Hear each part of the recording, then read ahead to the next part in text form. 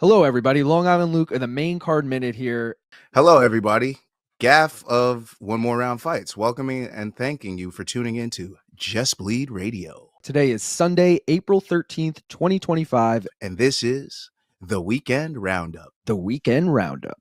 Wait, how'd she end up on the floor?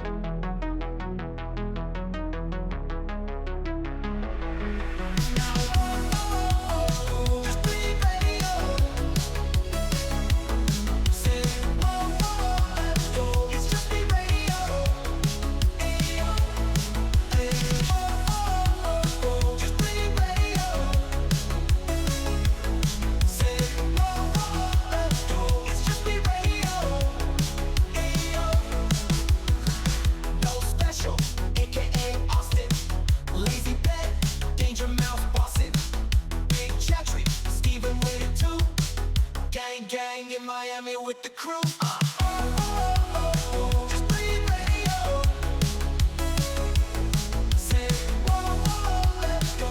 Ladies and gentlemen, welcome to the bright lights of Miami Nights. Welcome to episode 49 of the Weekend Roundup, coming at you direct for our UFC 314 recap, brought to you by Just Bleed Radio, your home of casual content for combat connoisseurs. And maybe you don't have your toes in the sand, but for the time being, you could put a little palm tree in your pipe and get lost in the fight talk with us. How about that? I, of course, am LazyBed, and I'll be your host today. Do the boys a favor as we begin and hit that like button and sub to the channel. Lord Silva commands you. Now then, allow me to bring in the fellas. From late in the evening to the early morn, all night on the beach with Dakota till the break of dawn. Yorkshire's favorite son. He might be in the market for a dog, so ladies, hide your puppies. In more ways than one. What's good, DangerMouse? How we doing? Everything's good, Lazy. It's been a fun weekend. Looking forward to this chat. Yeah. It's been a fucking fantastic weekend. Great weekend. Yeah. Oh, and a man who is moving on to bigger and better things in life. Maybe not quite headed to Miami, but we are trying to convince him to move east. He's never met a grappling match that he didn't love or a pest infestation he couldn't squelch. Our master of the mats, Austin, my brother. How are we? Thank you for the intro. And honestly, I had a great time. I mean, I love this fucking sport and I hate it a lot, but sometimes it's magical and magical things happen. I can't be better, honestly. Last night was fucking fantastic. I had a hell of a time. Wonderful fucking time. All right, gentlemen, we got a monster card here to cover, likely the best event of 2025 thus far, and this was a card that John Anik referred to several times as the, quote, biggest night in the history of the featherweight division. 5 fights at 145. We had battles of nations, battles of generations, and even holy wars. So let's not waste any more time. Let's get straight into it. The first one that we'll get to, our main card opener, the lone bout above middleweight on the entire night. Light heavyweight veterans Nikita Krylov and Dominic Reyes showed off their pre-summer bodies and hooked them up on South Beach. A fight that I 100% felt like we would see a finish in, but what the hell do I know? Turns out a fair amount, even if I got the winner wrong, excuse me. Didn't see Reyes pulling this thing off, but god damn it, he did. Beautiful fade back counter left. Put the Ukrainian defector down for the count. Beautiful pull too. My guy Austin, you rode solo with Dom Reyes here, so we will let you have the first crack at this as the cock of the walk. Couple of light heavyweight vets in this one. What did you think of Krylov versus Reyes and that big lefty straight finish? Yeah, it's interesting because we all had concerns of whether or not Krylov was going to show up ready to handle a questionable Reyes. And the thing we didn't expect was it didn't matter what Krylov showed up. We just didn't have a whole lot of faith in Reyes. I assumed that Krylov was not going to be, capable of being at his best, considering he was at a 2-year layoff, right? So, I mean, we all assumed he actually was MIA, or possibly worse at one point. But he went in there. He almost got hurt and finished in the first exchange that they had. And Reyes, to his credit, man, he finally seems to have like a rhythm going back in. Now, Ace light heavyweight. Anybody can knock out anybody on any given night, and it's not like these guys are at the peak of their powers like they were 5 years ago. This is Dominic Reyes, who was coming off of 3 finishes, and then he got 2 very favorable matchups. Now a third. Is he back? Who knows? But I'm not going to second guess it. I'm just going to be here for the ride as long as it lasts. And for Krylov, this was an interesting matchup for him just because it was going to be an easier layup than the rest of the division lays out in front of him. So if he had trouble with Dominic Reyes, I imagine he's going to have a lot more trouble with the rest of the division. So again, great showing from Reyes, proving that he's not done. Thank God, because we were kind of getting, pretty sad there for a good minute. But now he's back. This is light heavyweight. This is the division of second chances. And, yes, the division isn't super stacked, but hey, I wouldn't mind seeing him against Jury, maybe, or, anybody else for that matter. It's light heavyweight. Yeah, you can't really go wrong with this, Reese's. It's fucking crazy to think that this dude's like 1 win away from a light heavyweight title shot, probably. This is what world are we living in? It's fucking crazy. All right, DangerMouse, let's have you weigh in. 205ers went at it, and it did not take long to conclude. What do you got for us on Krylov versus Reyes, ending in a flash? Yeah, there's not that much I can really say on this one. Krylov did come out with murderous intent, but unfortunately, he didn't really seem to care too much about his own survival. As Austin mentioned, Reyes binked him with a jab really, really early on. He ran onto it, and that racked his head backwards. And I'm not sure if that didn't stun him for quite some time into the fight, because wasn't that long after it that he threw himself into a punch, threw himself off balance, overextended, and Reyes just recreated, as the commentary team said, that McGregor versus Aldo moment and slammed a left hand straight down the pipe and put Krylov out cold. I did go back. Well, I saw it again this afternoon, and it was a beautiful little parry with his right hand that set up. He pulled Krylov's hand out of the way so he couldn't block the left hand coming down it, and Dom just absolutely drilled him, and then he landed some completely necessary hammer fist before the ref could jump in. And then we had Reyes with the golfing celebration at the end, his little chip onto the green with the 9-iron, I'm guessing. And maybe he's after an invite to go and have a game with the president at Mar-a-Lago or wherever Trump plays these days. I didn't ever have any expectations for this fight. Nice to see Reyes get back. I know more about him than Krylov. Obviously, he had that fight with John Jones that arguably lots of people thought he should have won, but he didn't get it. Just think how different the MMA world might be right now if he had won that fight. Congratulations, Dominic Reyes. I think I did say in the main card minute that this was a guaranteed 100% performance bonus KO of the night moment, and Reyes didn't get a cent out of it. That's disgraceful. He deserved it. That was that's a fucking bullshit thing that they did to him. That is 100% bullshit. Yeah, this is #1 bullshit. I think it might have had something to do with Trump being in the audience there. You can't knock out the Russian defector in front of Trump. Like, how's that going to look for Putin? But last thing I'll say here, my condolences to somebody who may be in the chat right now listening to this very show and chatting along. Jan Pol, I know you were riding high with your guy, Nikita Krylov here, but unfortunately he couldn't get it done. We got to get this guy in the gym and get him back in the cage soon. But in between, he needs to learn a little bit of defense. Stop running that guy's charging fucking face forward with your chin in the air.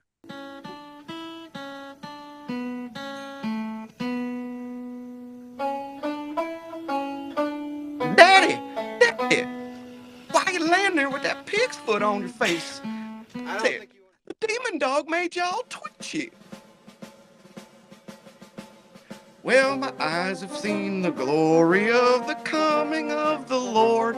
Hey, y'all, you know what time it is? It's time to cook us some finger-licking redneck chicken. If you're scared, go to church.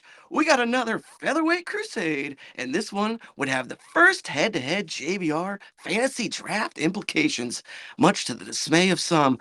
Yes, it would be fighting nerd John Silva locking it up with Dudleyville's Bryce Mitchell for what was certain to be a fun pairing, or at least an entertaining exorcism. A very brief moment of worry on the scale Friday morning for Silva, but nothing an hour couldn't fix. Flash forward to Saturday night, and all the problems were on Bryce Mitchell's end. Absolutely nothing worked for the cousin diddler, who failed striking, failed wrestling, and failed remaining conscious. Bryce Mitchell goes to sleep in the arms of the Lord in the second round, and Lord Silva stands barking over his corpse. What a fucking time. What a time, guys. What a time to be alive. I absolutely love it. Danger Mouse, we had an inglorious bastard here in this one. Let's go to you first for your thoughts on this holy war in Vice City. Bryce Mitchell and his effeminate Keebler elf features got absolutely dog walked by Silva. What do you got on this all-time Hall of Fame worthy classic fight? I knew we were going to enjoy this one, Lazy. Well, a lord came a visiting, and even Bryce crossing his arms like something out of a Dracula movie from the 70s, a Hammer House of Horror movie or something, trying to fend off a vampire. That one didn't work out very well. Yeah, for this fight, Bryce spent a lot of the fight on his back foot. Round one. Round one was actually heading his way, and then he dived for a takedown attempt from, like, I don't know, halfway across the cage. You know, I don't know what the hell he was doing there, what he was thinking. Silver stuffed it, shoved him down, and then almost got a sub at the end of the round. He couldn't quite get the ninja choke in, and then he just had to wait another couple of minutes, and then he did it in the next round. That time he got the choke, he started standing, and then Bryce tried to dive down and grab a single leg, and John just took it further down to the ground, wrapped up that choke, and you could see it. You could see the moment on the on the replays as it happened. At the moment Silver starts rolling over and tightens those arms up, you can see the pain flash across Bryce's face, and he starts tapping like crazy. And of course, the referee wears him off. But by the time Silver releases his arms, Bryce is maybe staring down a tunnel, looking at a light coming at him. God knows what he saw. Yeah, amazing performance by Silver. Not the first time Bryce has woken up looking at the lights, but at least this time it wasn't anything that caused any more CTE. It's a shame that Bryce doesn't seem to have a lot of power, because he's one of the most accurate strikers in the UFC. I think he was around 59 or 60% accuracy before this fight, and he was more accurate than Silver in this fight, I believe. But Silver just looked calm, collected, looked like he was having fun. He was just jogging around. I mean, the first thing he did was lean back against the cage and kind of invite Bryce down to try and have a takedown attempt. Obviously, with the plan of putting a knee into his face, he was stupid enough to have a go. So yeah, it was just racking up another win for the guys in the funny glasses. Onwards and upwards for Silver. Maybe a shot against Aljamain Sterling if they wanted to break into the top 10. And if not, it looks like either Zalal or Chikadze next. Yeah, well, one thing I'll say here, I think that Bryce's striking accuracy is a bit deceiving or misleading there, because I think that a lot of that has to do with the fact that his opponents don't fear whatsoever the shit that they got coming back at him. So they just let Bryce hit him. They don't. What the fuck do they care?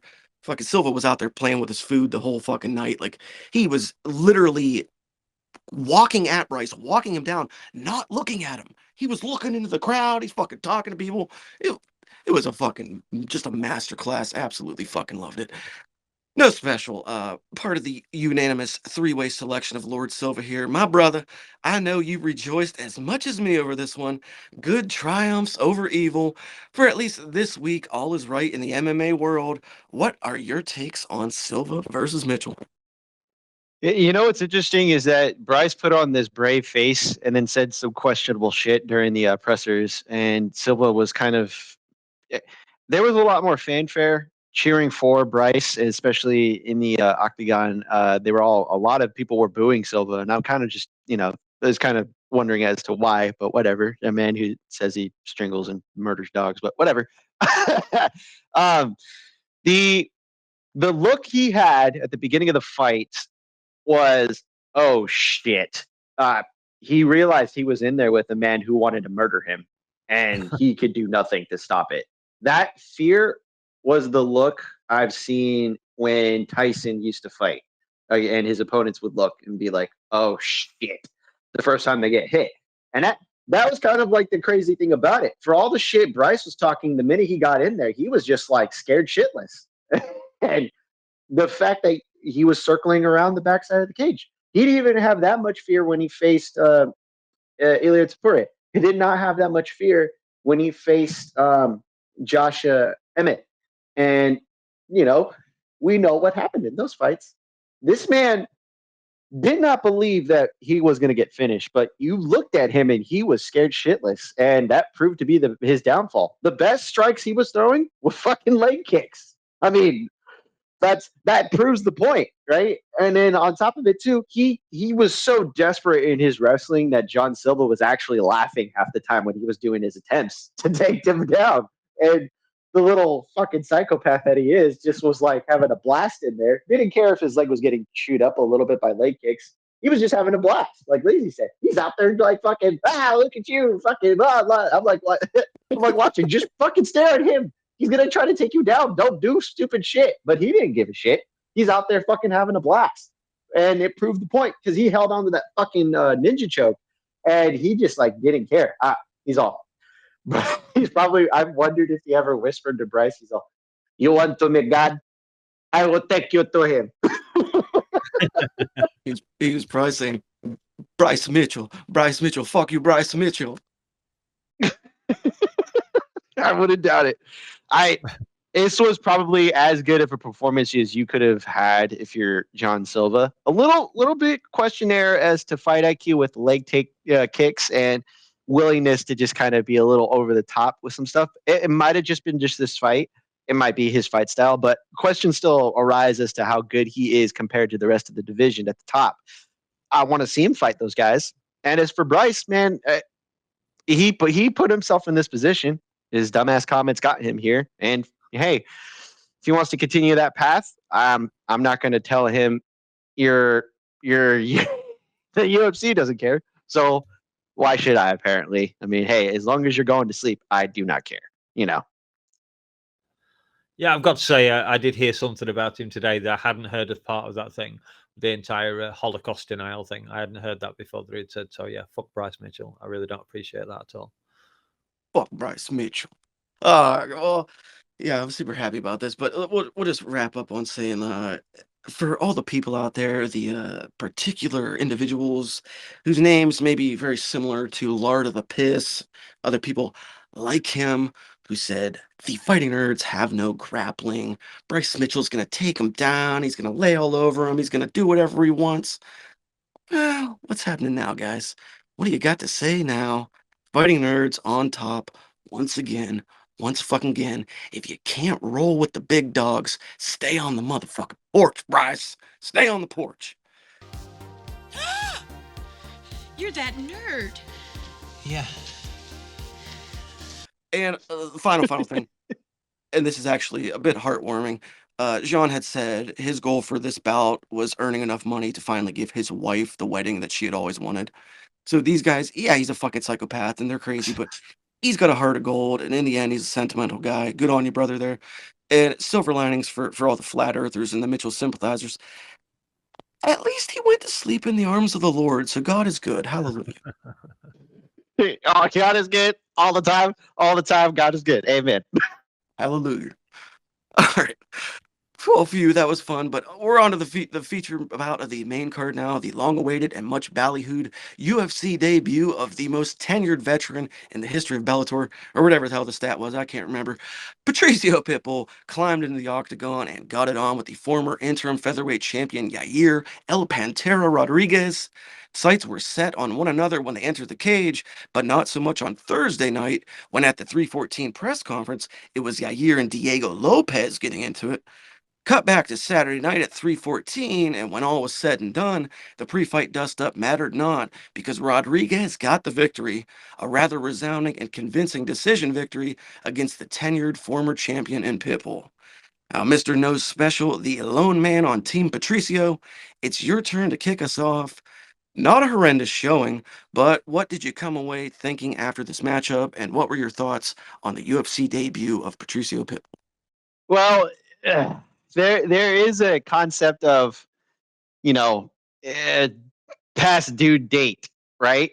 Where by the time you get the thing and it might not be as good as it was, or it might be sour or rotten. I think what we got is he got there just as the due date was expiring. And unfortunately, it had to be against a guy who was extremely fired up, as we saw from the press conference. I forget who it was, but I remember one of the donks saying there when Yair shows up, it's when he's usually pissed. And I had not seen Yair look that confident going into a fight in a long time. He's not always like that, but hey, when you fight angry, sometimes it kind of gets in the way of your game plans. And tonight or on Saturday, it didn't matter. Patricio, I like Patricio, and I've sided with him because I thought he had the experience and know how to get away with certain things, and he tried. The problem is that he got to the UFC by the time, like I said, his downward fall started. And yes, it probably didn't help that I think, spent a year on the shelf with the PFL.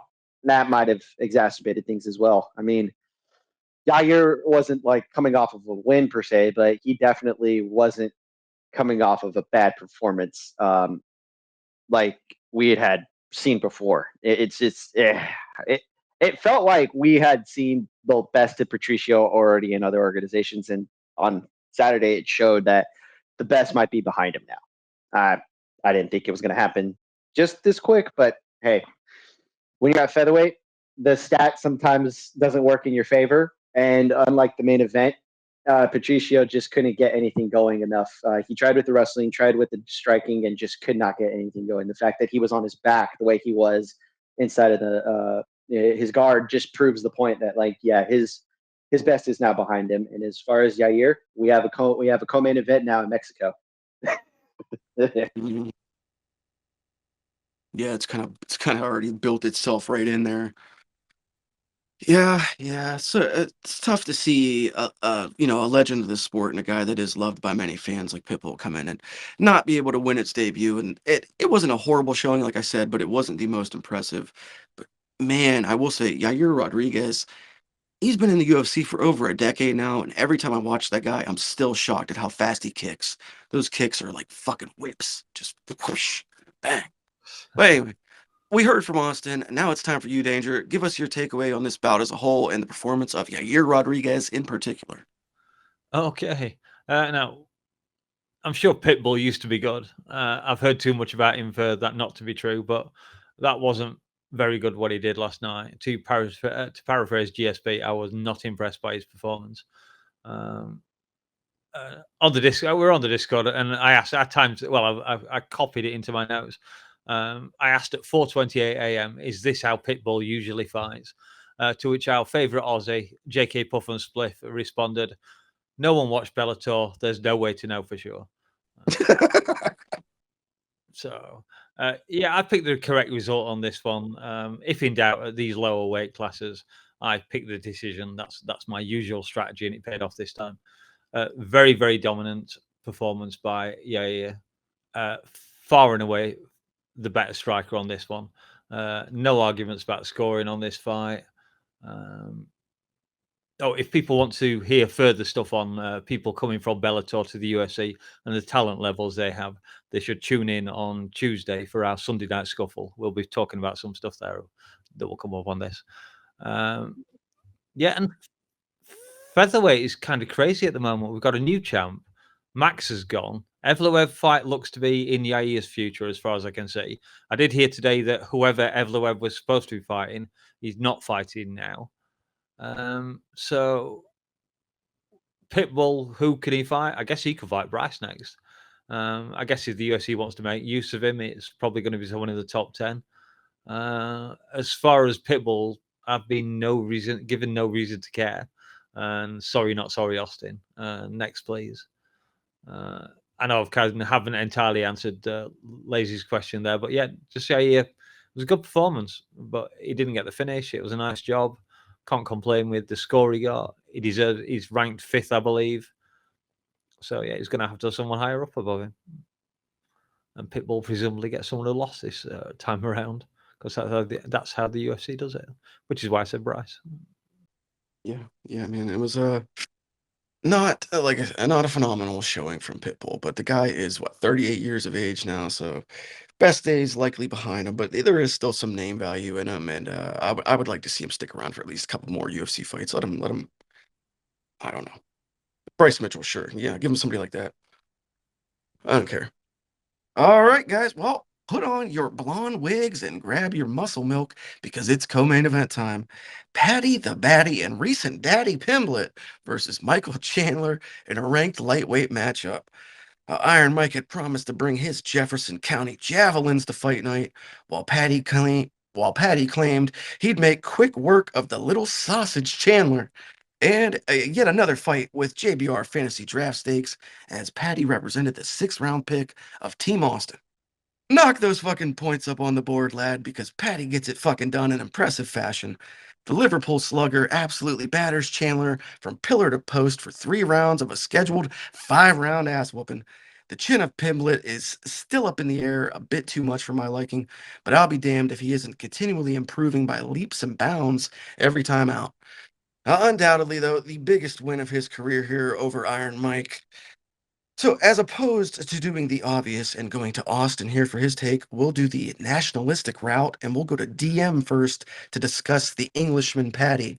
Mouse, what did you think of this co-main event that turned out to be far more lopsided than many people had anticipated? Oh, Paddy the Baddie. Yeah, Liverpool's favourite fighter, and damn, he looked good in the cage.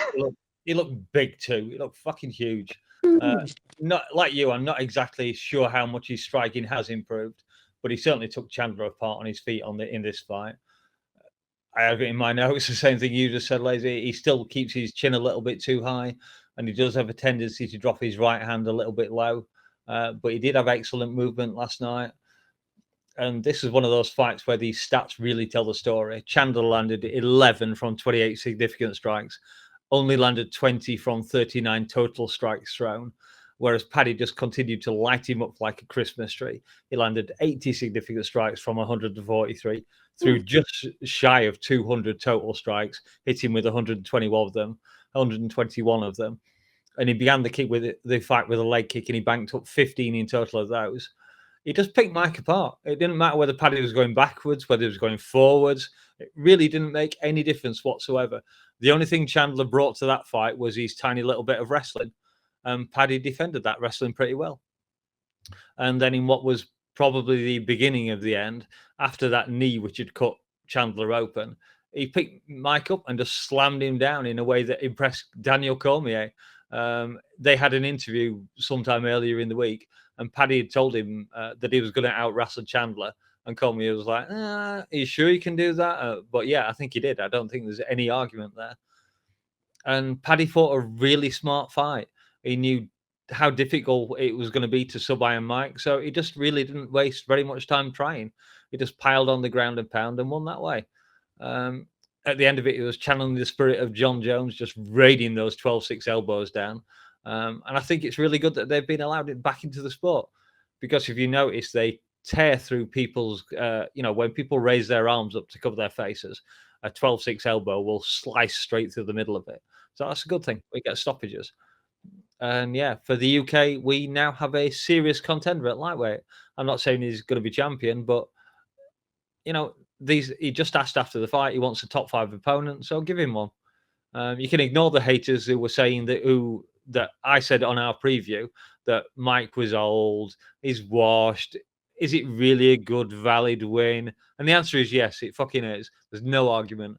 And in the last 2.5 years, we've gone from that dodgy Jared Gordon result, where I believe Paddy broke his foot, to a solid but uninspiring win over Tony Ferguson, followed by that wicked submission of Green, to him now putting Chandler away inside 3 rounds, something that Oliveira couldn't do on the second time around, and Gaethje couldn't manage to do in their 3-round war back at UFC 268. So even though it will mean Austin most likely getting more draft points, I want to see Paddy in the cage again. Not sure on the dates. Maybe Madison Square Gardens. Who knows? If we get Jones versus Aspinall at International Fight Week and Tom wins and wants to get a defense in before the year's out, we can have that fight and Paddy can be the co-main. That would be pretty cool for British MMA and, more importantly, for my draft.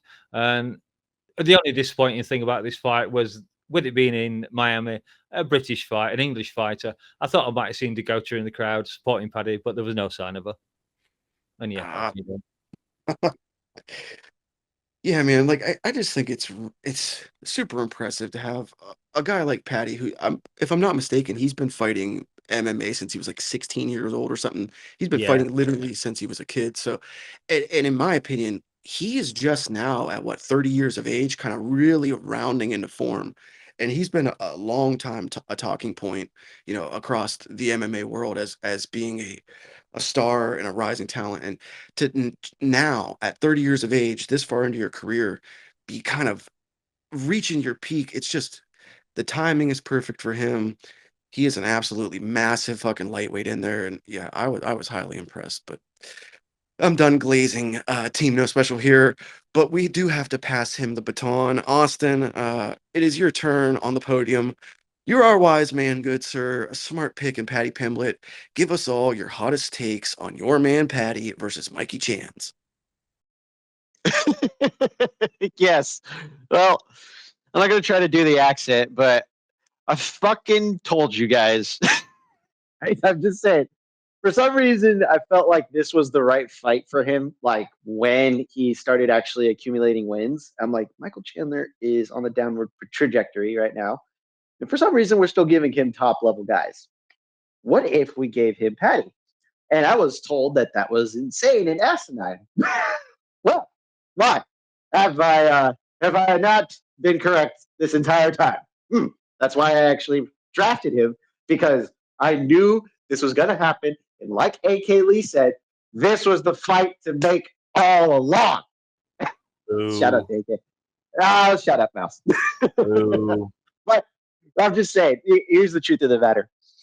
They slow cooked Patty the way you're supposed to do for an actual prospect that you want to turn into a contender. This is the type of matchmaking you do for somebody that you want to actually make a star. This is perfect. The matchups don't have to necessarily make sense, but you need to give him guys he can beat that are actually capable of giving him just enough push without actually running him over. The Jared Gordon one is an anomaly because he realistically should have actually beaten that man and submitted him, but he did it because, yes, he also did have an injury, but he just kind of let the fight get away from him.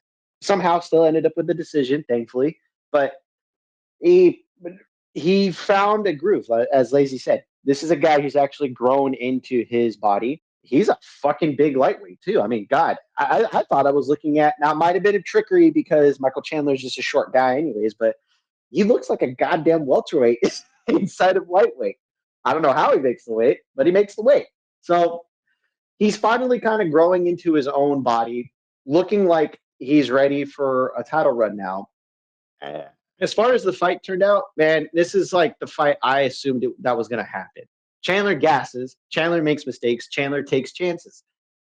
That you can't do against a bigger wrestler. If you've ever grappled before, you can't just get away with making huge mistakes because the bigger guy takes advantage of him because he has to just make a few less mistakes than you. Being the smaller guy means you can't afford that. Chandler proved that was the case tonight.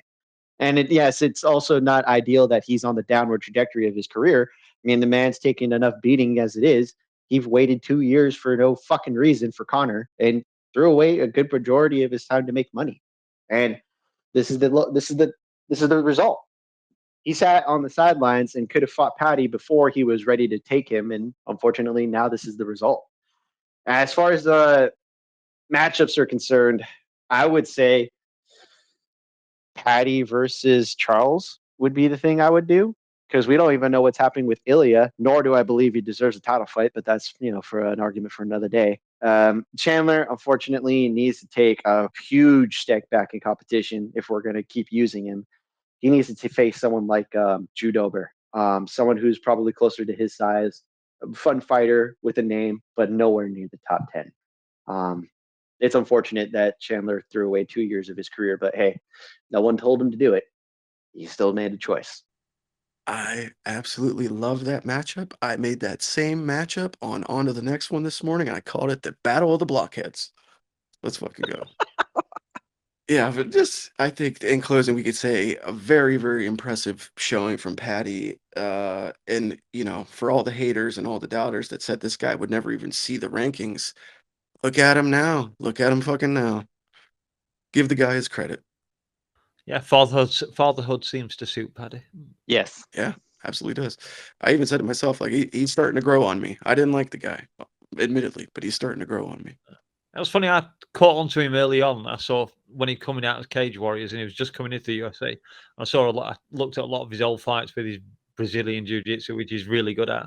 And then when I saw him in the UFC, he kind of wasn't quite as impressive, but obviously he was fighting up against UFC competition.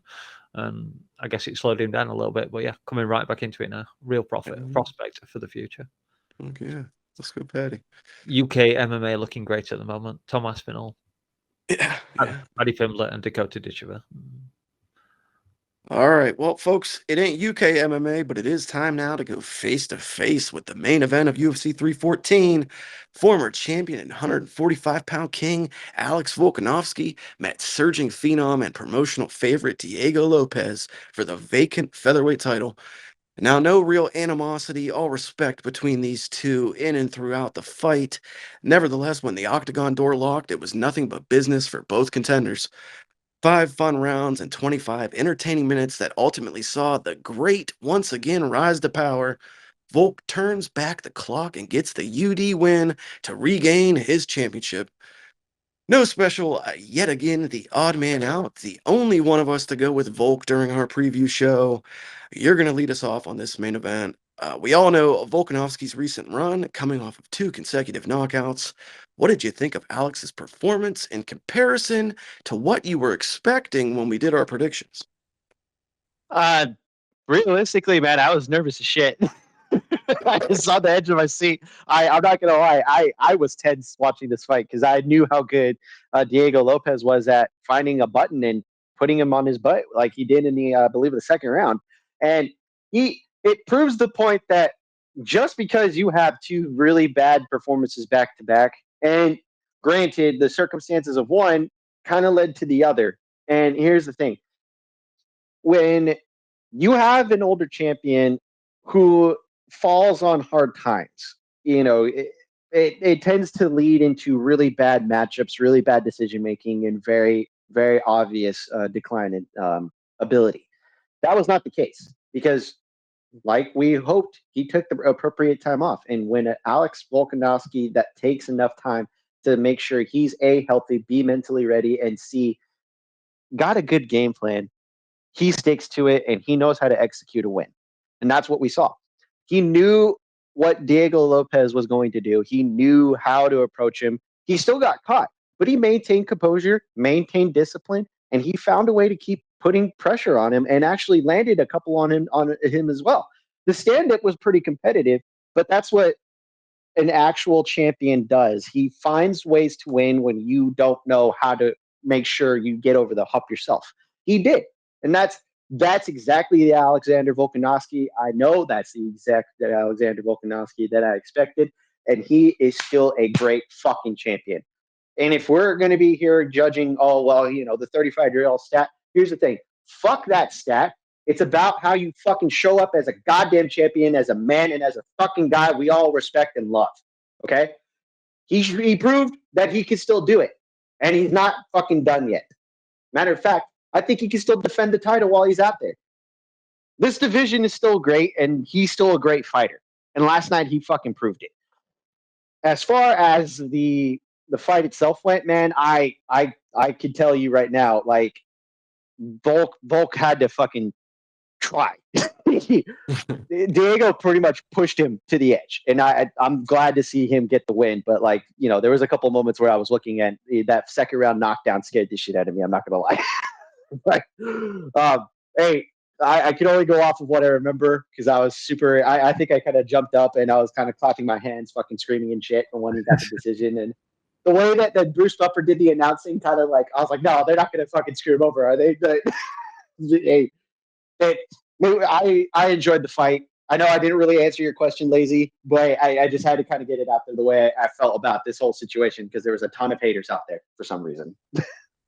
No, I think you did a good job there. I think you did a really good job summing it up. And yeah, I mean, there was some hairy moments there. There was I can't remember which round it was, but Volk took that shot to the eye, and he said to his corner, when he was sitting down on the stool, yeah, I'm starting to regain my vision now. I'm finally starting to regain my vision. So, dude was fighting at one point in the fight with compromised vision to say the least. Really, really amazing showing, a record-setting showing, a historic showing, frankly. So, yeah, I might have been on the Diego Lopes side, but I love Volk as much as anyone else. So I was very happy to see him, regain his throne and come back to the place that we all know that he's worthy of holding, and he showed that once again last night. But yeah, Mouse, that leaves you left to give the bleeders your thoughts on this main event matchup. Nobody knew in the build-up to this fight which Volk we were getting. Turns out we got vintage Volk, not old man Volk. So, what are your thoughts on this main event? Yeah, well, it's kind of funny because you've you've mentioned two things. The thing I put down there. This was a fine performance by Volk. He looked more like the Volk we saw in the first Islam fight. Old man Volk was not in attendance. A flat cap was not in the dress code for this show. Yeah, the year he took off obviously helped him recover his chin because Lopes cracked him a few times. I know he knocked him down once, but for the most part, he absorbed what landed very well, and not that much landed, to be honest. Because I wasn't sure whether I was going to get to re-see the fights this afternoon, I went to stats and produced my stuff based on those. So Lopes only actually landed 32% of his significant strikes. Compared to Volk, who landed almost double that at 61%. And then Lopes actually only connected with 63 significant strikes. That's what, 12 on average, 12, 13 per round on average, 2, 3 a minute. Volk more than doubled that, 158 of 259 thrown that landed. He was landing that jab time after time after time on Lopes, who was, he ate them all up, but those scoring punches, you can't just ignore them, especially when you got crazy hair. He's flying around every time Volk sticks his middle knuckle on your nose. That's just easy money for the judges. They're going to score those points. And I certainly don't have a problem. I have heard some people complaining how this fight was scored. Watching live, I did give Lopes a round, and maybe I could have seen 2. But if you scored it all 5 rounds for the great one, no problem. I don't have a problem with that either, and especially after looking at the numbers this afternoon when I was doing a bit of research for this show. I don't know if Volk shut down Lopes' offense, whether the occasion overwhelmed him. I don't know what went on with Diego's offense last night. I know Austin's implied that he applied a lot of pressure. Maybe he did, but I felt like playing that. Have you seen that meme where someone's poking something on the ground and just saying, do something? Yeah. And we got that in the last minute. In the last minute of the fight, we got a little taste of what I was expecting. I think what most of us were expecting, where Lopes started throwing punches, a bit more crazy than any other round. I think he threw 59 in that round. Still didn't outland Volk, and he only landed 1 in 4 of those punches. But at least he did something. It wasn't just coming forward eating jabs. So yeah, very disappointed with Lopes. Super impressed with Volk, obviously. Broke that 35 curse at 145 pounds. Good luck at 135 pounds. I was going to break that one and beat that little record from Volk. But I guess the win is kind of tainted because you've got Ilya who moved out of the championship, but he's not here anymore. We have the champion we have. He deserves the belt that he won. Onwards and upwards for Volk. I know he's saying he wants to fight again fairly soon. Don't fight too soon, but he didn't take that much damage in this fight. So yeah, that's about what I have on that one. Like I said, I think that Diego Lopes is set up perfectly for Yair Rodriguez fight in Guadalajara. Put it in the co-main event, even coming off a loss and Yair coming off a win. I still think that the matchup makes sense. It's got built-in heat. In one of the bright spots, the only bright spots in recent fucking memory from Joe Rogan on commentary, he made a good point when he said, I think it was early in the fight, maybe even the first round, that Lopez's only real shot to win that fight was if he just did the opposite of what he did. He was trying to pace himself and out technicality Volk. You're not going to do that. He needed to do Diego Lopes and put his foot down on the gas pedal and go for broke. And he really didn't do that till the last 60 seconds of the fight, like you pointed out. So yeah, he'll be back, but not his best showing. But all the credit in this one goes to Volk. Man, you fucking deserved it. And kudos. Enjoy your time. Cheers. We're here for it. All right, well, those were your main card bouts for UFC 314, but you've yet to hear the last of us. We've still got some preliminary coverage to go, what I like to call our best of the rest. Not always enough real estate in a 1-hour program to cover all the fights, but we do our best to highlight the ones that stand out, and those include a couple of bouts that we covered on the preview show, so let's quickly do this. Keyword quickly. Let's rattle through these. Starting with the lone early prelim we covered on the preview, Polish Hussar Michal Oleksiejczuk met perennial domestic abuser Cedricus Dumas in the middleweight division. This was a unanimous pick for all of us. We had all had Michal, the man now fighting out of the surging Fighting Nerds gym. And boy, we picked right on this one. Easy work for Michal, who gets the TKO finish with some ground and pound in the first. Shout out to Kyle Bahayo in the corner. Let's go to you to open this one, Mouse. Quick fight here with a guy in Oleksiejczuk who was on a losing streak and in desperate need of a win. Able to come out on top. What did you think of this beatdown? Yeah, this was a fun fight for the very short time that it lasted. And much like I think I did in the preview show where I dumped it on you and you didn't know I was going to, I also don't appear to have written any notes down for this fight this afternoon. So yeah, congratulations to the Hussar, Michael Oleksiejczuk. Onwards and upwards. You got a win finally. Other guy, good luck. Find another fight. Austin, the Hussar, as DangerMouse just pointed out, Haas Dumas in this one. What do you got on the middleweight win for the new nerd? All right. Well, I mean, if I had known he was there sooner, I probably would have picked him 10 times out of 10. Maybe he should have made this move sooner, but he looked fucking good, man. I mean, especially with the guy who was bigger and longer than he was, and he just made it look fucking easy. I mean, I appreciate the fact that he was able to kind of get back on the winning side of things because he was having a real tough time there for a good minute. But hey, congrats and great finish. And hope the other guy doesn't fight in the UFC much longer. Hell yeah. And I guess if you want to get technical, the Fighting Nerds go undefeated on the night, so that's awesome. Okay, the first bout of the preliminary portion of the event saw the first featherweight pairing of the night. Two of the unks of the UFC, Darren Elkins and Julian Erosa, graced the octagon with almost 100% certainty to bleed for us. This fight was 2-1 on the picks, with you two both being on Erosa and me being on Elkins. So fucking sue me, I wanted the old boot to win. Julian Erosa does what we all knew he would do. My 7-7 gimmick pick did not pan out, and Darren gets damaged to a TKO finish in the first. Damn it, Austin. Two guys we're all very familiar with, a sloppy fun fight, but maybe a sad stoppage. What was your take on Elkins versus Erosa? But I hope that Elkins has a union job that keeps him employed because he doesn't need to fight anymore. I don't need to see Elkins do this again because correct me if I'm wrong. Was the ref Beltran? Yep. God damn it. I knew I recognized that fucking figure because I couldn't remember who it was. And sure enough, oh yeah, let's just fucking let Darren Elkins take fucking 30 unanswered fucking strikes to the fucking side of the head while he's already hurt on the fucking feet. Again, why are we just okay with letting fucking people die in the fucking cage? Come on, dude. He's already out on the fucking feet. And you're like, oh, well, he's still technically trying to wrestle. No, he's fucking dead. He couldn't even fucking get up. What are we doing here? Your job is to fucking protect the fighters from themselves. And you fucking waited 15 fucking additional strikes by the time he was on his fucking feet. What are we doing here, dude? Rant over. But yeah, I don't need to see Elkins fight, nor do I need to see him fight inside the UFC. Julian Erosa, good for win, doesn't mean shit. Yeah. Frankly, yeah, it doesn't really mean much at all. Well, how about you, DangerMouse? What did you think of Juicy J making mincemeat at Darren's head? Yeah, well, the damage looking like damaged goods even before Erosa smacked him with that kick from the bottom. And after that heel kick landed, it bounced off his cheekbone, it looked like.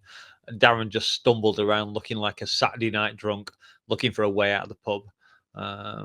Whereas Juicy J played it like an absolute veteran, took his time. Eventually, Mike Beltran stepped in. I was looking at the angle, trying to see it, and at the moment where Elkins kind of turns his back and runs away, I'm not sure if Erosa isn't blocking Beltran's view, potentially. So that's I'm giving a moment of hope to Beltran there under the onslaught coming in from Austin. He doesn't need protecting, guys. Yeah, doesn't need protecting. Yeah. Unlike Beltran, I am protecting Beltran. Yeah, maybe he stopped it a little bit late on that one, but I do get it. Elkins is that kind of guy. A ref will give a little longer because of his reputation. Probably shouldn't, but they do these days. Will say one thing that Erosa did snatch up the Knight's desired crucifix for a few moments in the middle of the fight. Everyone was hoping that either Silver or Bryce would get one, but no, Erosa grabbed it. Yeah, nice little job. Calm, well done by Erosa. And yeah, to echo Austin, yeah, fucking retire Elkins. We don't, or go to GFL wherever I don't have to watch you. He just fucking go home and stay home.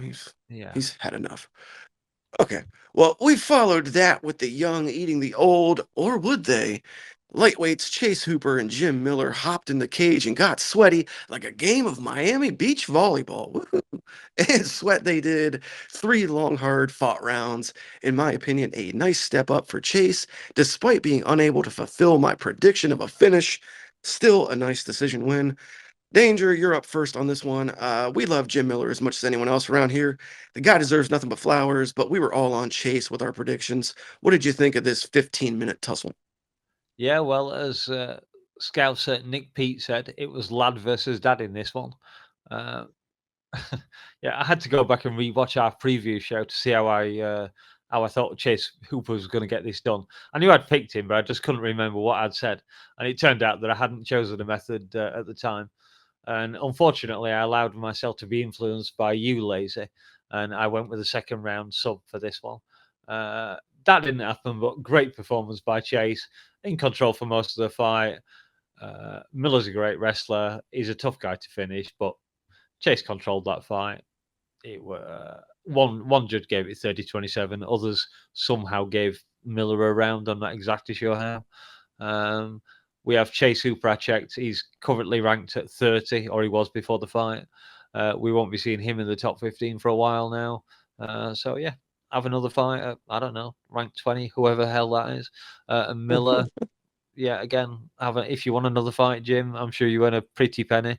Have your other fight if you want to, but I don't particularly want to see you, but if you do, you do. Yeah. In my defense, there was a couple of moments there where Jim was pretty close to getting finished. I think, was that the second round when he had him in the crotch ripper, as Joe Rogan put it? I think so, yeah. Yes. Yeah, the crotch ripper. All right, well, Jim fucking Miller, Austin. Jim fucking Miller. He's our buddy. He's our guy. But on Saturday night, he came up just a little bit short. Give us your takes on the fight from both Hooper and Miller. That's the thing, man. In this sport, this is kind of the matchups you're supposed to see. It's not ideal, nor is it fun, but you're supposed to see young prospects kind of beat the old guys because the old guys have the names. And in this sport, that's how you make a living, right? Chase Hooper is proving to be not just a prospect, but a decent fighter.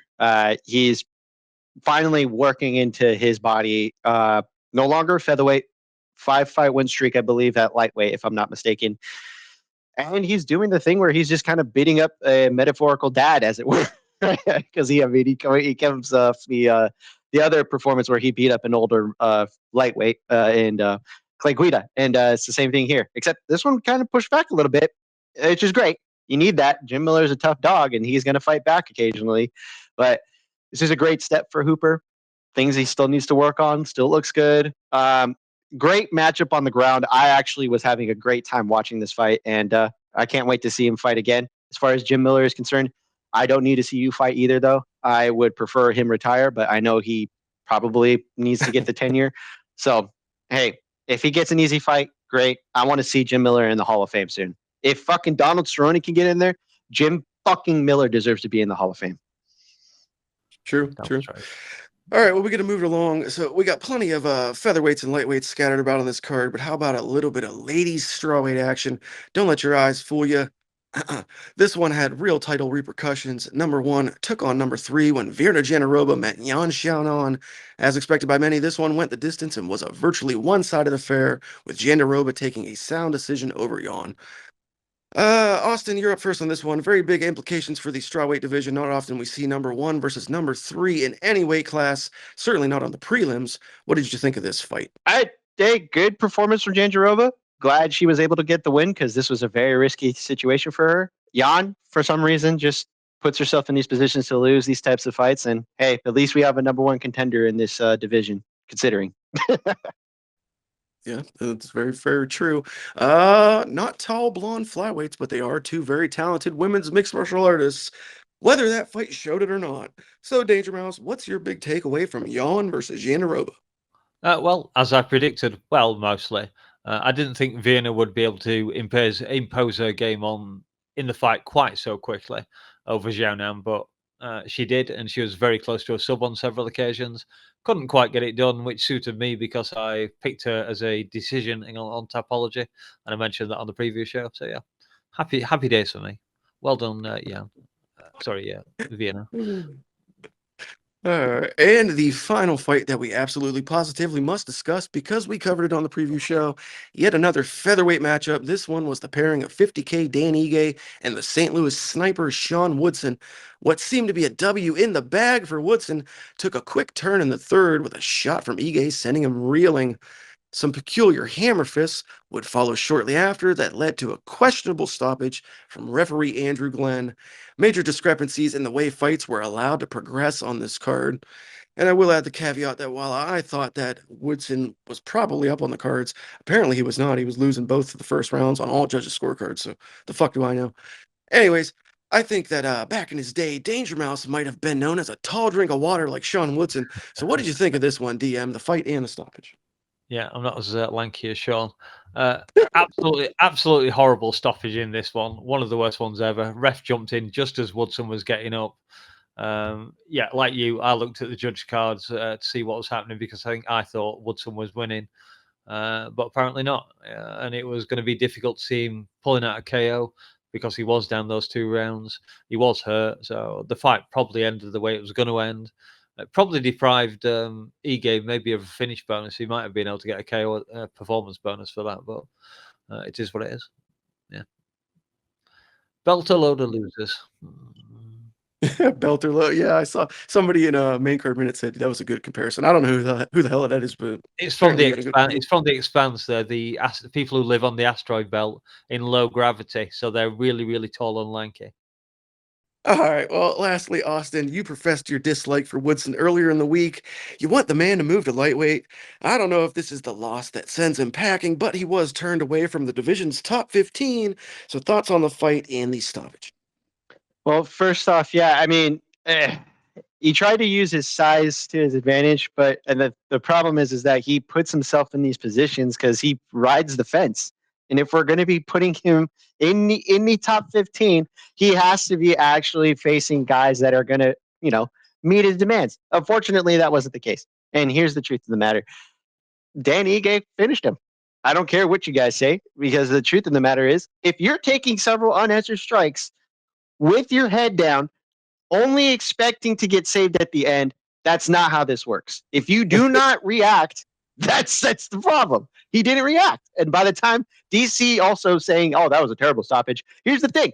Don't put yourself in that fucking situation. If you're taking several shots, you need to move.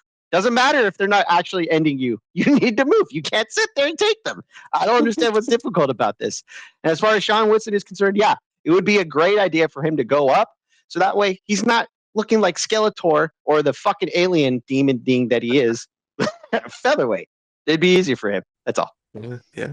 Maybe he'd carry a little bit of power, more power up a weight class too. Who knows? All right, guys. Well, those are the fights, and them were our thoughts, but we ain't done yet because it's now time to lay it on the line. Gentlemen, let's put our heads together and rate that card. I'm going to go first here. Let me just get myself out of the way. I think I can probably sum up my thoughts on this event by saying, I had the time of my life. Let's be real, though. I woke up this morning and the world was rose tinted. The birds chirped a little louder. The sun shined a little brighter. It's truly a most glorious Sabbath day, the Lord's day, the day of rest. I said it on the Discord. Gene Silva and his win was the equivalent of me getting my first blowjob. So an asteroid could have fallen on the Kaseya Center immediately following that fight, and I'd have been totally fine with it. Now, I could vacillate on and on, waxing poetic, but I'll keep it short. Saturday night was one of the best nights in the decades and decades of my fandom. I loved nearly every minute of it, and this may be as close to perfect as I ever get. Give me a 9.5. Ooh.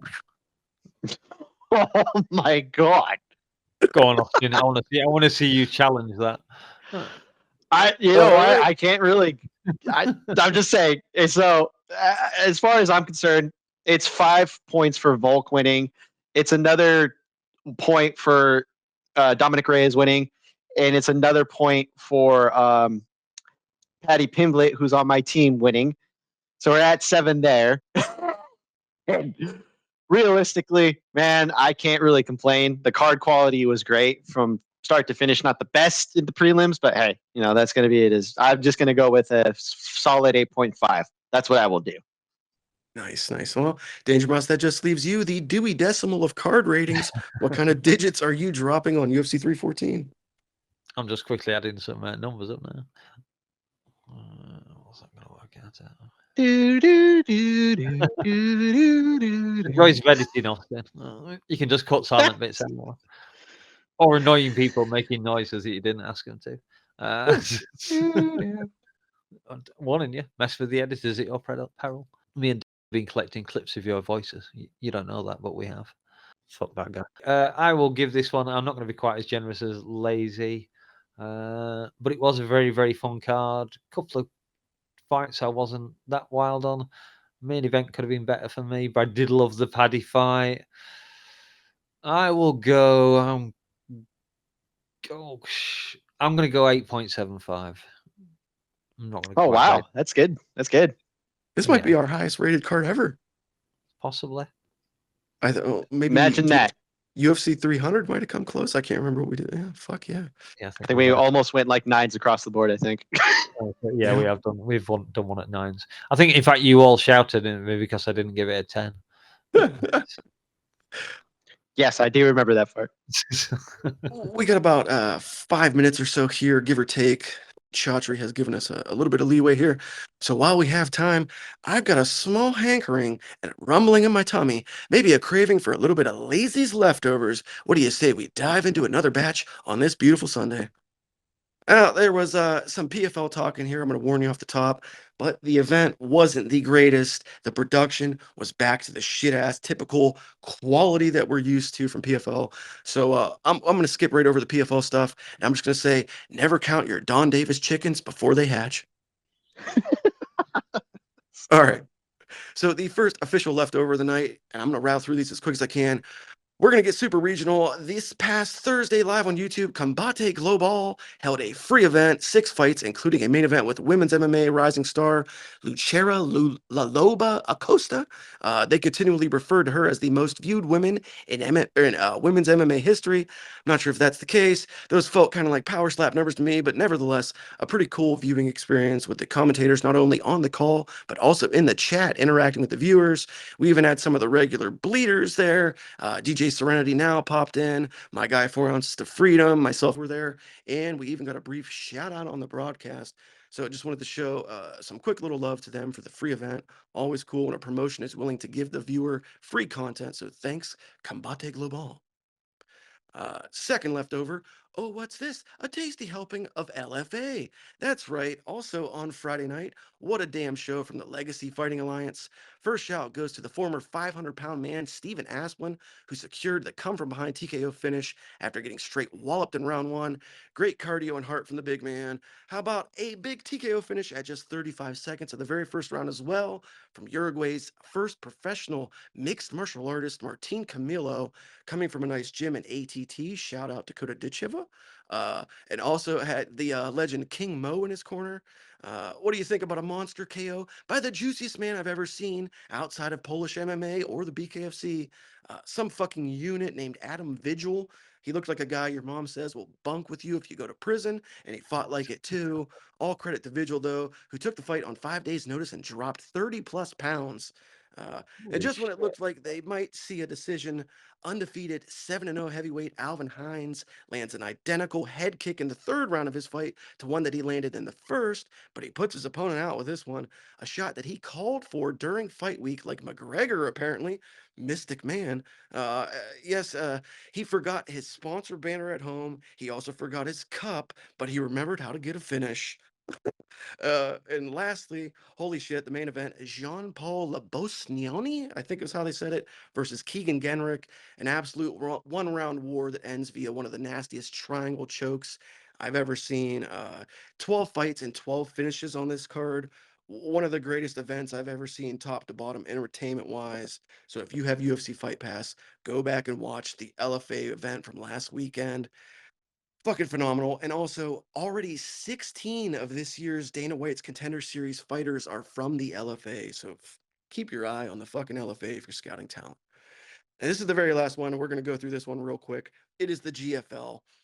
Somewhere back in here, in the very back of the fridge, behind this expired milk, next to the Country Crock butter container, yep, there it is. There's a little bit of GFL left in this tinfoil.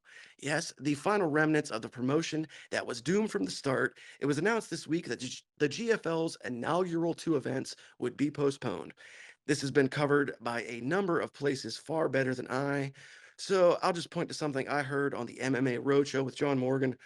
Apparently, and this is just talk on the back channels, the GFL was asked by the California State Athletic Commission and head commissioner Andy Foster to put the money for the fighters' purses into escrow prior to the event. This is a typical procedure in the state of California to ensure that fighters will get paid.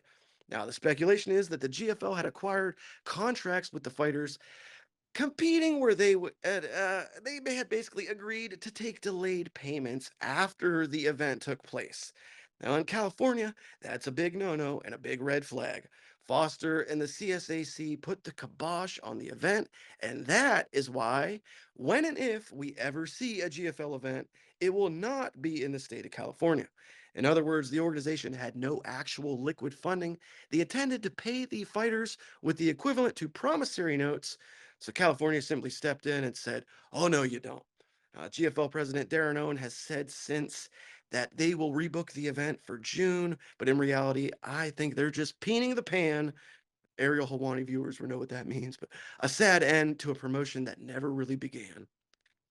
I don't know about you guys, but I'm pretty stuffed. So I think that'll just about do it for this round of Lazy's Leftovers. Whew, man. I'm still confused about what a gooner is. I'm not young enough to understand this. So.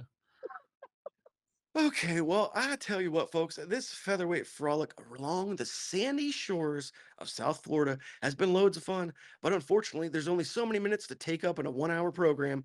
We surely do hope you've enjoyed yourselves on this UFC pie recap. That's because it's UFC 314. Even you, Lord of the Pies, we love you, buddy.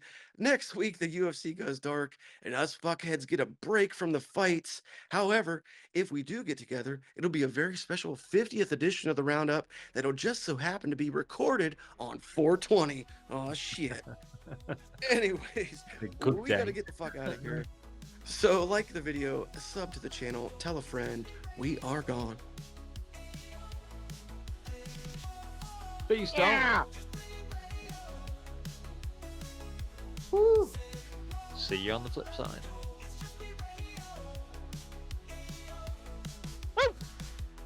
Is that close enough to 40, Chatri? Have to be careful, I'll get bitten.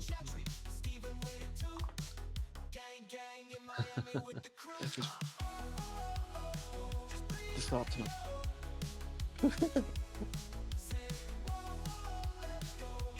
And with me threatening the Austin at the end. If you can clip that bit out and send it me, that'd be very useful.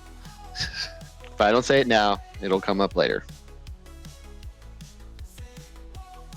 Hurry it up, I got some leftovers to get to. Pick it up, people. We're enslaved here to do a job. Master, do we have to count to 3 every time? Could we just count to 1? Or better yet, 1/2? Good idea, slave. 1/2 pull! 1/2 pull! Now we're slaving.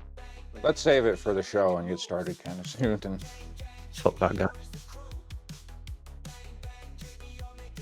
What's one move in bed that makes a man go crazy every time? Oh, you gotta give him that Polish hook. spit on that thing. You get me?